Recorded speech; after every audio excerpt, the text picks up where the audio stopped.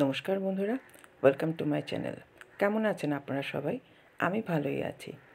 আজকে আপনাদের সাথে আমার চটপট করে বানিয়ে ফেলা একটা ডিনার শেয়ার করছি। তো আপনারা যারা আমার মতো চটপট এদিক সেদিক উল্টোপাল্টা খেতে ভালোবাসেন, তাদের আশা করি এটা খুবই ভালো লাগবে। আমার আবার রোজ ওই একঘেয়ে ভাত, রুটি, তরকারি এসব আমার ভালো লাগে না। তো আজকে ডিনারে আমি আমার জন্য এটাই বানিয়ে নিয়েছি আর আপনাদের সাথেও শেয়ার করলাম। তো এটা ডিমের অমলেট। তো তার জন্য আমি নিয়ে নিয়েছি 3টে ডিম আর একটু নুন মিশিয়ে দিয়েছি। তাতে মিশিয়ে নিচ্ছি কুচনো কাঁচা লঙ্কা, পেঁয়াজ আর টমাটো। এগুলো আগেই কেটে নিয়েছিলাম, আপনারা দেখেছেন। তো এগুলো সব মিশিয়ে নিচ্ছি। এবার এগুলোকে খুব ভালো করে মিশিয়ে নিচ্ছি। ডিমের অমলেট বানানো এমন কিছু আহামরি তো ব্যাপার নয়, তো যখন তখন বানাই। কিন্তু এটা হচ্ছে আমি যেহেতু ডিনার করছি, তো সেই জন্য আমি খালি ডিমের অমলেট বানাচ্ছি। আর এভাবে বানিয়ে একটা ডিমের অমলেট যদি খাওয়া যায়, একদম পেট ভর্তি হয়ে যায়, আর কোনো অসুবিধা হয় না। এবার বসিয়ে দিয়েছি ফ্রাইং প্যান, আর তাতে দিয়ে দিচ্ছি বেশ কয়েক চামচ তেল। তেলটা গরম হওয়া পর্যন্ত এবার একটু অপেক্ষা করতে হবে। তো বন্ধুরা, আপনাদের এই ভিডিওটি ভালো লাগলে লাইক, শেয়ার, কমেন্ট আর সাবস্ক্রাইব করতে ভুলবেন না। তো আমি মাঝে মাঝেই এরকম রান্না রাত্রিবেলা বা লাঞ্চে এরকম আমি করে বানিয়ে খাই, যেটা একেবারেই মানে ভাত, রুটি, ডাল, তরকারি এর মধ্যে পড়ে না। আর এরকম খেতে আমার কিন্তু ভীষণ ভালো লাগে। বেশ একটা অ্যাডভেঞ্চারাস আমার মনে হয়, সেজন্য আমার এরকম খেতে খুবই ভালো লাগে। তো এই যে ডিমের অমলেটটা বানাচ্ছি, এবার প্রথমে ফ্লেমটা একটু বেশি রাখতে হবে। যেই গরম হয়ে যাবে সাথে সাথে কিন্তু এটা মিডিয়ামে কমিয়ে দিতে হবে, কেননা নয়তো ডিমের অমলেটটা ভেতরটা ভালো করে ফ্রাই হবে না। তো সেই জন্য তো এটা খুব ভালো হয় খেতে, খুব মানে দারুণ। আমি জাস্ট বলতে পারছি না। আপনারা বাড়িতে বানালে বুঝতে পারবেন যে এটা খেতে কতটা ভালো লাগে। এত লেয়ার্ড হয় এটা, খুব ভালো লাগে খেতে। তো এইভাবে আস্তে আস্তে একটা একটা করে এরকম সাইড সরিয়ে সরিয়ে এইভাবে কি করতে হবে, এটাকে লেয়ার্ড করে নিতে হয়। তো প্রায় 2-3টে মানে লেয়ার আপনি দেখতেই পাবেন।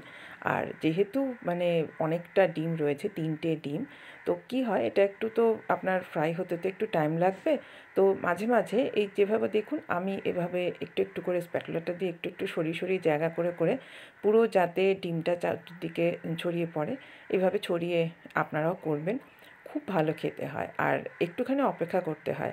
আপনি ঢাকা দিতে পারেন, কভার করতেই পারেন লিড দিয়ে। এই অবস্থায় এখন যেটা এই পর্যায়ে রয়েছে, কিন্তু আমি না আঁচটা আরটু কমিয়ে দিয়ে একটু অপেক্ষা করি।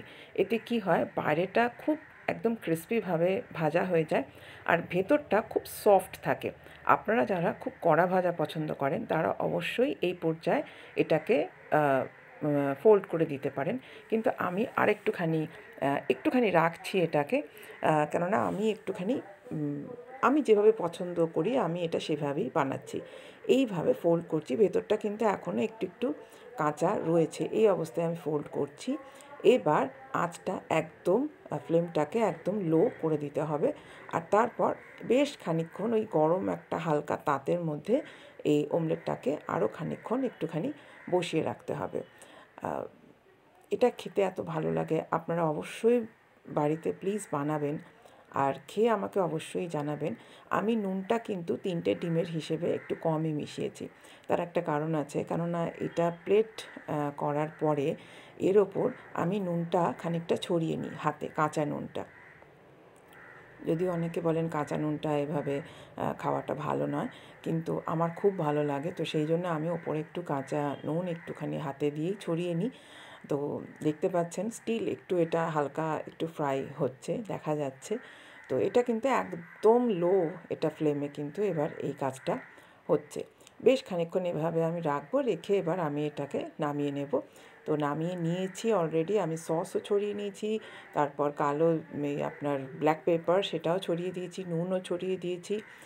এটা খুব গরম রয়েছে এই মুহূর্তে, তো অসম্ভব ভালো খেতে লাগে।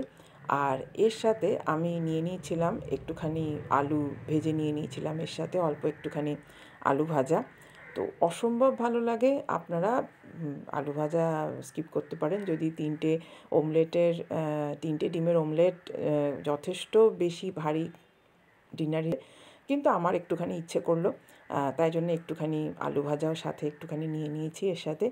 তো আমার ডিনার তো একদম মনের মতো, প্রচণ্ড পছন্দের, আর খেয়েও দারুণ, আমার খুবই ভালো লাগে, আমি খাইও মাঝে মাঝে। আজকে আপনাদের সাথে শেয়ার করলাম, আর আমি আপনাদের রিকোয়েস্ট করব আপনারা বাড়িতে এটা বানান, আর খেয়ে আমাকে অবশ্যই জানান যে এরকম ডিনার বা লাঞ্চ করে আপনাদের কেমন লাগলো। প্রথমেই একটু সস থাকলে একটু আলু ভাজা দিয়ে মাখিয়ে না খেয়ে থাকা যায় না। Thank you for watching this video.